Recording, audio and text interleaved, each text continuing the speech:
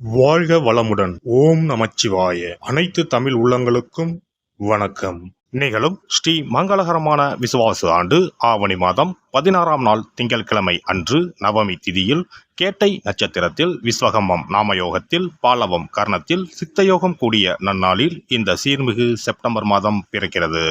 இம்மாத கிரகப்பெயர்ச்சி என எடுத்துக்கொண்டால் சுக்கிர பகவான் 14ஆம் தேதி கடகராசியில் இருந்து சிம்ம ராசிக்கு பெயர்ச்சியாகின்றார். புதன் பகவான் 15ஆம் தேதி சிம்ம ராசியில் இருந்து கன்னி ராசிக்கு பெயர்ச்சியாகின்றார். சூரிய பகவான் 16ஆம் தேதி சிம்ம ராசியில் இருந்து கன்னி ராசிக்கு பெயர்ச்சியாகின்றார். செவ்வாய் பகவான் கன்னி ராசியில் இருந்து துலாம் ராசிக்கு 13ஆம் தேதி பெயர்ச்சியாகின்றார்.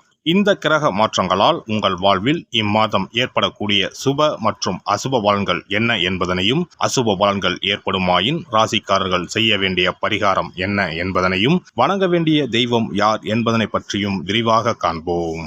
பிறக்க போகும் இம்மாதத்தில் உங்கள் வாழ்வில் வளமும் நலமும் செல்வ செழிப்பும் பெற்று வாழ்வில் உயரிய நிலையை அடைய எல்லாம் வல்ல எம்பெருமானை வேண்டி விரும்பி கேட்டுக்கொள்கிறேன்.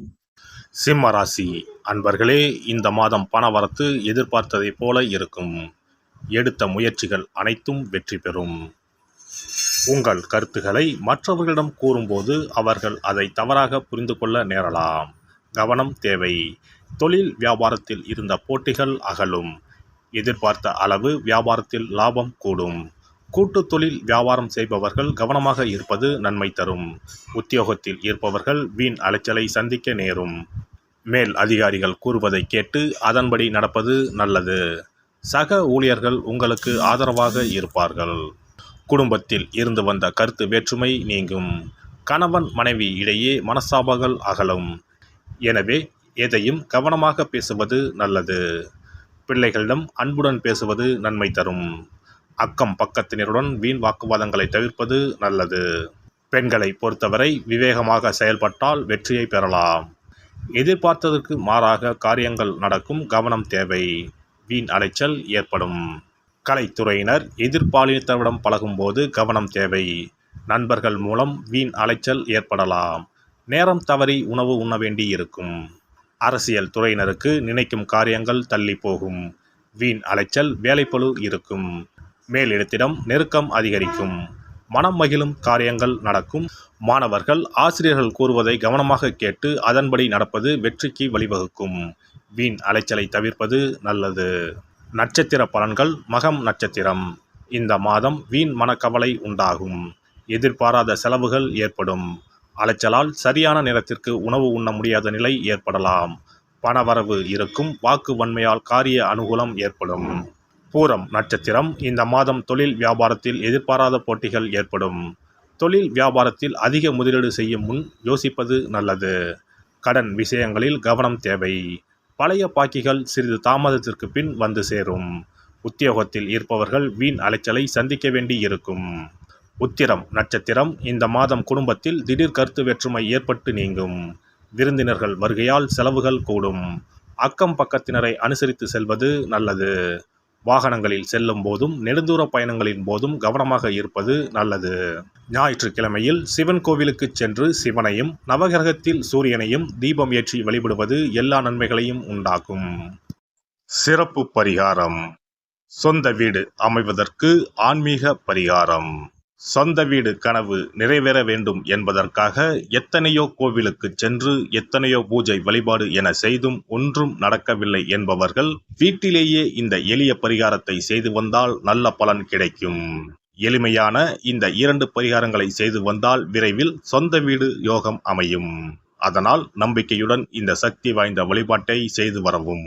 எவ்வளவுதான் சொத்து பணம் இருந்தாலும் நமக்கென்று ஒரு வீடு இல்லை என்றால் அது மனக்குறையாகவே இருக்கும். சொந்த வீடு வாங்க முடியவில்லையே என்பது பலரின் ஏக்கமாகவும் கனவாகவும் இருந்து வருகிறது. சொந்த வீடு வாங்க வேண்டும். வாங்கிய இடத்தில் விரைவில் வீடு கட்ட வேண்டும். ஏற்கனவே துவங்கியிருந்த வீட்டின் பணிகளை பணப்பற்றாக்குறையால் கட்டி முடிக்க முடியவில்லையே என்ற கவலையில் இருப்பவர்கள் ஏராளம். இப்படிப்பட்டவர்கள் வீட்டிலேயே எளிமையான 2 பரிகாரங்களை தொடர்ந்து செய்து வந்தாலே போதும். சொந்த வீடு வாங்க வேண்டும் என்று நினைப்பவர்கள், அதற்கான முயற்சியில் ஈடுபட்டிருப்பவர்கள் ஒரு சிறிய அகல் விளக்கில் விளக்கெண்ணெய் ஊற்றி தீபம் ஏற்ற வேண்டும். மகா விஷ்ணுவின் அவதாரங்களில் ஒன்றான வாமனரை மனதில் நினைத்து சொந்த வீடு அமைய வேண்டும் என்று பிரார்த்தனை செய்து கொண்டு மாதந்தோறும் வரும் திருவோண நட்சத்திரத்தன்று வீட்டின் அக்னி மூலையான தென்மேற்கு மூலையில் இந்த விளக்கை ஏற்றி வைக்க வேண்டும். அக்னி திசை என்பது மண்ணுக்குரிய திசையாகும்.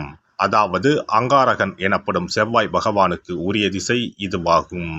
3 அடி மண் கேட்டு 3 உலகையும் அளந்தவர் வாமனன்.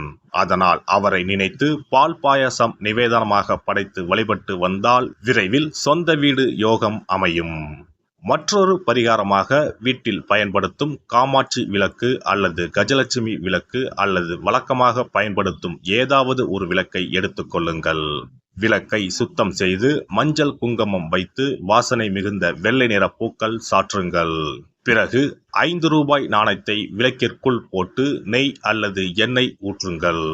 ஒரு சிறிய தட்டின் மத்தியில் மஞ்சள் குங்கும பொட்டு வைத்து அதன் மீது 5 ரூபாய் நாணயத்தை வைத்து நாம் ஏற்கனவே தயார் செய்த விளக்கை இதில் வைத்து விளக்கினை ஏற்ற வேண்டும். தினமும் காலையில் 6 மணி முதல் 7 மணிக்குள் இந்த விளக்கை ஏற்றி வந்தால் விரைவில் வீடு கட்டுவீர்கள். 5 ரூபாய் நாணயம் என்பது குபேரனுக்கு உரியதாகும். இதை விளக்கில் போட்டு ஏற்றுவதால் வீடு கட்டுவதற்கான அல்லது வீடு வாங்குவதற்கான பணம் ஏதாவது ஒரு வழியில் உங்களுக்கு கிடைக்கும். காலை 6 மணி முதல் 7 மணி வரையிலான நேரம் என்பது ஞாயிற்றுக்கிழமையில் சூரியன், திங்கள் கிழமையில் சந்திரன், செவ்வாய்க்கிழமையில் செவ்வாய், புதன் கிழமையில் புதன், வியாழக்கிழமையில் குரு, வெள்ளிக்கிழமையில் சுக்கிரன், சனிக்கிழமையில் சனி என நவக்கிரகங்களில் பாவ கிரகங்களான ராகு கேதுவை தவிர்த்து மற்ற 7 கிரகங்களையும் குறிக்கும் ஹோரை நேரமாகும். இந்த நேரத்தில் விளக்கு ஏற்றுவதால் நவக்கிரகங்களின் அருள் கிடைத்து பூமி யோகம் உண்டாகும். எந்த ஒரு பரிகாரம் என்றாலும் மனதில் முழு நம்பிக்கையோடும் இறைவனை உறுதியாக வேண்டி வழிபாடு செய்தால் மட்டுமே பலன் தரும். எளிமையான இந்த பரிகாரத்தை தொடர்ந்து செய்து பயன்பெறுங்கள். எல்லாம் வல்ல இறையருளால் நீங்களும் உங்கள் அன்பு குடும்பமும் உடல் நலம், நீலாயுள், நிறை செல்வம், உயர் புகழ், மெய்ஞானம் ஓங்கி வாழ்க வளமுடன். இந்த வீடியோ பதிவு உங்களுக்கு பிடித்திருந்தால் லைக் பண்ணுங்க, கமெண்ட் பண்ணுங்க, ஷேர் பண்ணுங்க, மறக்காம சப்ஸ்கிரைப் பண்ணுங்க, பக்கத்துல இருக்கிற பெல் பட்டனை கிளிக் பண்ணுங்க. நன்றி, வணக்கம். ஓம் நமச்சிவாய. சிவாய நம.